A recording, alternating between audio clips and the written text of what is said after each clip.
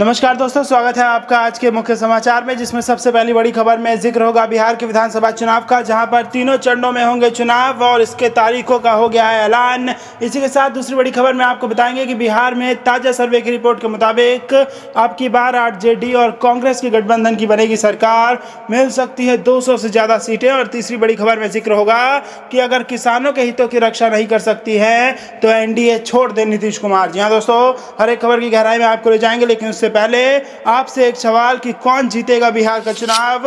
Option A RJD Congress, option B JDU BJP, option C Aam Aadmi party और option D अन्य। जी हाँ दोस्तों, अपना उत्तर कमेंट में हमें बताइए। कमेंट ना करने के चक्कर में कहीं आपकी राजनीतिक पार्टी पीछे ना रह जाए, तो दोस्तों आप हमें जरूर बताइए। और वीडियो में आगे बढ़ने से पहले अगर आपको भी ऐसा लगता है कि बिहार में कांग्रेस आरजेडी के गठबंधन की सरकार बनने वाली है, तो इस वीडियो को लाइक कीजिए और लाल बटन को दबा के इस चैनल को फ्री में सब्सक्राइब करके घंटी बजाइए और कमेंट में लिखिए जय हिंद। दोस्तों रुक करते हैं अगली बड़ी खबरों की तरफ। बिहार विधानसभा चुनाव 2020 3 चरणों में होंगे विधानसभा के चुनाव, तारीखों का ऐलान। इसी बीच ताज़ा सर्वे आपके लिए। बिहार में अब की बार आरजेडी और लालू की सरकार, मिल सकती है 200 प्लस सीटें। जी हां दोस्तों, कोरोना वायरस संकट के बीच बिहार विधानसभा चुनाव के मद्देनजर सियासी सरगर्मियां तेज हो गई हैं। इसी क्रम में आज भारत निर्वाचन आयोग ने प्रेस कॉन्फ्रेंस कर बिहार विधानसभा इलेक्शन की तारीखों का ऐलान कर दिया है। प्रेस कॉन्फ्रेंस के दौरान मुख्य चुनाव आयुक्त सुनील अरोड़ा ने कहा, बिहार में 3 चरणों में मतदान कराए जाएंगे। पहले चरण में 16 जिलों की 71 सीटों पर 28 अक्टूबर को वोटिंग होगी। दूसरे चरण में 71 जिलों की 94 सीटों पर 3 नवंबर को और तीसरे चरण में 15 जिलों की 78 सीटों पर 7 नवंबर को मतदान होगा। इसके बाद 10 नवंबर को वोटों की गिनती की जाएगी। इसी बीच ताज़ा सर्वे आपके लिए। बिहार में अब की बार आरजेडी और लालू की सरकार, मिल सकती है 200 प्लस सीटें। जी हां दोस्तों, बिहार चुनाव का ऐलान होते ही देश का सियासी पारा गर्म हो चला है। हमारे चैनल ने ओपिनियन पोल के जरिए वोटरों का मिजाज टटोलने की कोशिश की है।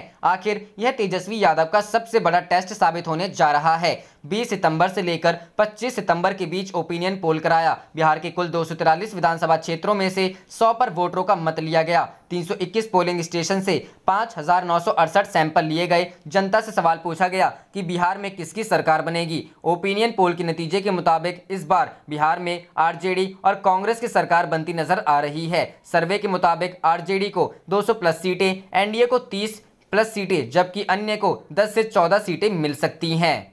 रुक करते हैं अगली खबर की तरफ। अगर किसानों के हितों की रक्षा नहीं कर सकते तो एनडीए छोड़ दे नीतीश कुमार, कांग्रेस। जी हां दोस्तों, कांग्रेस महासचिव रणदीप सिंह सुरजेवाला ने बिहार के मुख्यमंत्री नीतीश कुमार से कहा है कि या तो किसानों के न्यूनतम समर्थन मूल्य की गारंटी वे किसानों को खेत के बिलों में दें, या अगर वे किसानों और कृषि क्षेत्र से जुड़े लोगों की परवाह करते हैं तो एनडीए छोड़ दें। संसद में तीनों कृषि विधेयकों के पारित होने के खिलाफ पटना के राज्य कार्यालय पर कांग्रेस पार्टी के जमावड़े की शुरुआत करते हुए सुरजेवाला ने कहा, नरेंद्र मोदी सरकार ने कृषि सुधारों के नाम पर किसानों और मजदूरों को धोखा देने के लिए राजनीतिक बेईमानी का सहारा लिया था, जो अंततः किसानों को बड़े कॉर्पोरेट के लिए गुलाम बना देगा। इन अवसर पर बिहार के एआईसीसी प्रभारी शक्ति सिंह गोहिल और छत्तीसगढ़ के स्वास्थ्य मंत्री टीएस सिंहदेव भी उपस्थित थे। कांग्रेस ने संसद के मानसून सत्र के दौरान किसान विरोधी और गरीब विरोधी बिलों के पारित होने के खिलाफ और विधायकों के खिलाफ 2 करोड़ से अधिक लोगों के हस्ताक्षर एकत्र करने के लिए एक राष्ट्रव्यापी अभियान शुरू किया है। सुरजेवाला ने कहा कि मंडी प्रणाली और सरकार की उपज की खरीद बंद हो जाने के कारण एमएसपी की प्रणाली को समाप्त कर दिया जाएगा, क्योंकि यह कृषि बिलों में अनिवार्य है। गोहिल ने कहा कि राज्य में 3 विधायकों के कथित विनाशकारी प्रभावों के बारे में किसानों और मजदूरों को संवेदनशील बनाने के अभियान को तेज किया जाएगा। ग्रैंड अलायंस भागीदारों के बीच विश्वास की किसी भी भ्रम या शरण को खारिज करते हुए गोहिल ने कहा कि गठबंधन मजबूत था और विधानसभा चुनाव एक साथ लड़े जाएंगे। कांग्रेस ने शुक्रवार को किसान संगठनों द्वारा दिए गए भारत बंद के समर्थन को भी बढ़ाया है। सुरजेवाला ने कहा कि पार्टी के लाखों कार्यकर्ता किसानों के साथ एकजुटता के साथ खड़े हैं और उनके विरोध प्रदर्शन में भाग लेंगे। रुख करते हैं अगली खबर की तरफ। बिहार चुनाव की तारीखों के ऐलान से पहले तेजस्वी यादव ने नीतीश कुमार को बताया अज्ञानी, नाकाम। जी हां दोस्तों, आज बिहार विधानसभा की तारीखों का ऐलान होना है। इससे पहले आरजेडी नेता तेजस्वी यादव ने मुख्यमंत्री नीतीश कुमार पर निशाना साधा है। तेजस्वी ने नीतीश कुमार को अज्ञानी, नाकाम तक कह दिया। तेजस्वी ने कहा, 2006 में भाजपा नीतीश सरकार ने एपीएमसी की व्यवस्था को खत्म किया, जिसका नतीजा ये हुआ कि किसान गरीब से गरीब होते चले गए। इसी की वजह से पलायन हुआ और बिहार के किसान मजबूर हो गए। नीतीश कुमार अज्ञानी, नाकाम है। किसान बिलों के विरोध में राष्ट्रीय जनता दल के नेता तेजस्वी यादव ने पटना हरियाणा में ट्रैक्टर चलाकर बिलों के खिलाफ अपना विरोध जताया है। इस दौरान उन्होंने ये भी कहा, सरकार ने अपने फंड दाताओं के जरिए अन्य दाताओं को कठपुतली बनाने का काम किया है। ये पूरी तरह किसान विरोधी बिल है। इस सरकार ने ऐसा कोई भी सेक्टर छोड़ने का काम नहीं किया जिसका इन्होंने निजीकरण ना किया हो। एमएसपी का कहीं भी विधेयक में जिक्र नहीं है। करते हैं अगली खबर की तरफ।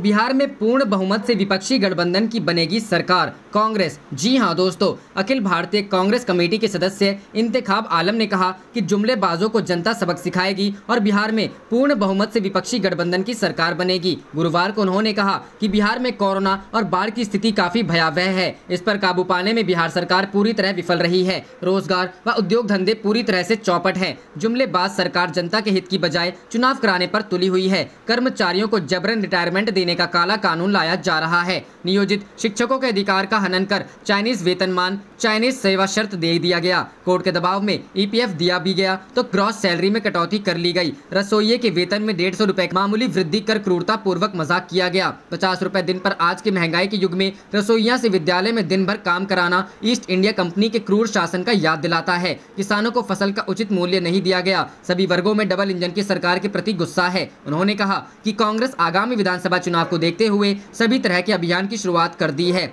डिजिटल सदस्यता अभियान भी चलाया जा रहा है। इसके तहत अधिक से अधिक लोगों को जोड़ने की योजना है। उन्होंने कहा कि सूबे में बाढ़ से करोड़ों की फसल क्षति हुई है, जिससे किसान बर्बाद हो रहे हैं, लेकिन सरकार अभी तक किसानों के खाते में अनुदान की राशि नहीं भेज सकी है। पहले से ही नोटबंदी और जीएसटी से अर्थव्यवस्था चौपट है। रुख करते हैं अगली खबर की तरफ। बिहार विधानसभा चुनाव से पहले किसानों के लिए कांग्रेस ने किया बड़ा वादा।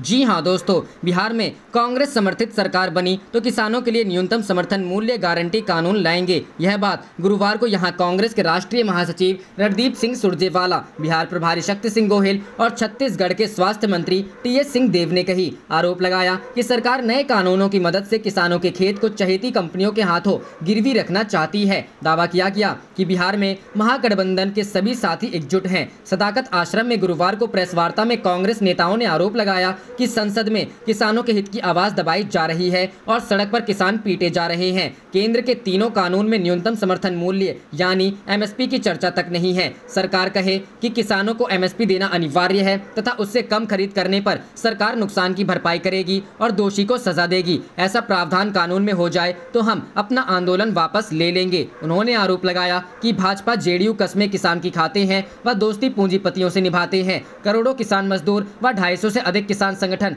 इस कानून के खिलाफ आवाज उठा रहे हैं, लेकिन सरकार सब ऐतराज दरकिनार कर देश को बरगला रही है। भाजपा और जेडीयू की सरकार ने बिहार में 2006 में एपीएमसी एक्ट खत्म कर अनाज मंडियों को खत्म कर दिया। आज बिहार के किसान बेदहाल है। मोदी सरकार का दावा है कि नए कानून से किसान देश में कहीं भी अपना अनाज बेच सकेंगे। उन्हें बताना चाहिए कि इस कानून के पहले कौन कानून उन्हें ऐसा करने से रोकता था। कांग्रेस नेताओं ने कहा कि दरअसल सरकार की मंशा ही गरीब और किसान विरोधी है। वह जानती है कि अगर सरकारी खरीद और न्यूनतम समर्थन मूल्य दोनों खत्म हो जाए तो राशन की दुकान पर मिलने वाला गरीब के लिए अनाज अपने आप खत्म हो जाएगा। इस मौके पर प्रदेश अध्यक्ष मदन मोहन झा, विधायक दल के नेता सदानंद सिंह और अभियान समिति के अध्यक्ष अखिलेश सिंह भी थे। करते हैं अगली खबर की तरफ। कोर्ट में शपथ पत्र देकर बोले पप्पू यादव, 3 साल में वादा पूरा नहीं किया तो इस्तीफा दूंगा। जी हां दोस्तों, बिहार में विधानसभा चुनाव होने वाले हैं। इसके पहले अलग अलग दलों के नेता अपने अपने वादे करने लगे हैं। कई नेताओं ने पिछले चुनाव में भी कुछ वादे किए थे, कुछ पूरे हुए, कुछ अभी भी बाकी हैं। इस बीच जन अधिकार पार्टी के अध्यक्ष पप्पू यादव ने ऐसा काम कर दिया जो हैरान करने वाला है। पप्पू यादव ने कोर्ट में शपथ पत्र देकर कहा है कि अगर 3 साल में अपने वादे पूरे नहीं किए तो अपने पद से इस्तीफा दे दूंगा। जाप के आला कमान पप्पू यादव ने मीडिया को बताया कि कोर्ट में दिए गए शपथ पत्र में उन्होंने लिखा है यदि पार्टी समय सीमा के अंदर अपने किए गए सभी वादे को पूरा नहीं कर पाती है तो वे पद से इस्तीफा दे देंगे। उन्होंने अपने वादों को पूरा करने के लिए 3 साल की समय सीमा तय की है। पप्पू यादव ने कहा कि बिहार की जनता उन नेताओं को सबक सिखाएगी जो चुनाव से पहले वादा तो करते हैं लेकिन उन्हें जीतने के बाद पूरा नहीं करते। उनकी जन अधिकार पार्टी इस बार पूरे दमखम से मैदान में उतरेगी। उन्होंने उम्मीद जताई है कि इस बार जनता उनका साथ जरूर देगी। इसी बीच पप्पू यादव ने हिंदी के प्रसिद्ध कवि गोपाल सिंह नेपाली की बेटी सविता सिंह नेपाली को अपनी पार्टी की सदस्यता दिलाई। पप्पू यादव ने कहा कि उनकी पार्टी हर मुसीबत में जनता के साथ रही है, आगे भी रहेगी। कितनी भी विकट स्थिति रही हो, हमारी पार्टी लोगों के साथ खड़ी खड़ी रही है। पप्पू यादव ने कहा कि मैं, हमारी पार्टी और उसके कार्यकर्ता हमेशा लोगों के लिए सड़कों पर तैयार खड़े रहे हैं। पटना का जल जमाव हो, मुजफ्फरपुर में चमकी बुखार, बाढ़ हो या कोरोना, हमारे कार्यकर्ता हमेशा जन सेवा में लगे रहते हैं। इसीलिए ही हमारी पार्टी के साथ लोग जुड़ रहे हैं। इस मौके राष्ट्रीय महासचिव राजेश रंजन, पप्पू, राघवेंद्र सिंह कुशवाहा और अवधेश लालू उपस्थित थे। रुख करते हैं अगली खबर की तरफ। जब एंकर ने भाजपा प्रवक्ता को सुनवाया अरुण जेटली का पुराना बयान, शाहनवाज हुसैन की हुई बोलती बंद, हंसने लगे सभी पैनलिस्ट। जी हां दोस्तों, बिहार के पूर्व पुलिस महानिदेशक गुप्तेश्वर पांडे ने अपनी नौकरी छोड़ दी है। उनके वीआरएस को बिहार और केंद्र सरकार ने स्वीकार भी कर लिया है। उन्होंने कहा है कि वह अगले 2-3 दिनों में राजनीति में आने के बारे में फैसला ले सकते हैं। हालांकि पहले वे इस बारे में करीबियों से बात करेंगे। पांडे के इस फैसले पर राजनीतिक गलियारों में भी हलचल मची है, जहां कई लोगों ने केंद्र सरकार की ओर से महज 24 घंटे में पांडे को वीआरएस देने के फैसले पर सवाल उठाए हैं, तो वहीं कुछ अन्य लोगों ने उनकी जेडीयू और भाजपा से करीबी पर निशाना साधा। ऐसे ही एक टीवी डिबेट में भी गुप्तेश्वर पांडे के राजनीतिक झुकाव पर चर्चा हुई। इसमें सभी पार्टी के प्रवक्ताओं ने भाजपा प्रवक्ता शाहनवाज हुसैन को घेर लिया। यहां तक कि शो के एंकर ने भी शाहनवाज को भाजपा के दिवंगत नेता अरुण जेटली का एक पुराना वीडियो दिखाया, जिस पर शाहनवाज हुसैन अवाक रह गए। जेटली के इस बयान को सुनने के बाद शो में मौजूद सभी पैनलिस्ट हंसने लगे। शो के एंकर ने जो वीडियो दिखाया उसमें अरुण जेटली संसद में खड़े होकर न्यायालय की निष्पक्षता पर बयान दे रहे थे। इसमें एक मौके पर जेटली कहते हैं कि रिटायरमेंट के बाद मिलने वाली जॉब रिटायरमेंट के पहले के फैसलों को प्रभावित करती है। एंकर ने जेटली के इस बयान को गुप्तेश्वर पांडे के मामले से जोड़ते हुए भाजपा प्रवक्ता से जवाब मांगा। शाहनवाज हुसैन ने इस पर जवाब देते हुए कहा कि परिस्थितियां बदल जाती हैं। आखिर उन्होंने ऐसा क्या फैसला लिया है जिससे सत्ताधारी को प्रभावित करेगा या विपक्ष को ऐतराज होगा। हालांकि इस पर भी एंकर ने उन्हें घेर लिया और कहा कि क्या वो डीजीपी के तौर पर काम कर रहे थे पिछले 4-5 महीने से, या नीतीश सरकार के प्रवक्ता के तौर पर। जाने से पहले आप इस वीडियो को लाइक कीजिए और इस लाल बटन को दबा के इस चैनल को फ्री में सब्सक्राइब करके घंटी बजा लीजिए। आप देख रहे थे आपका अपना चैनल धड़ाधड़ न्यूज़। जय हिंद, जय भारत।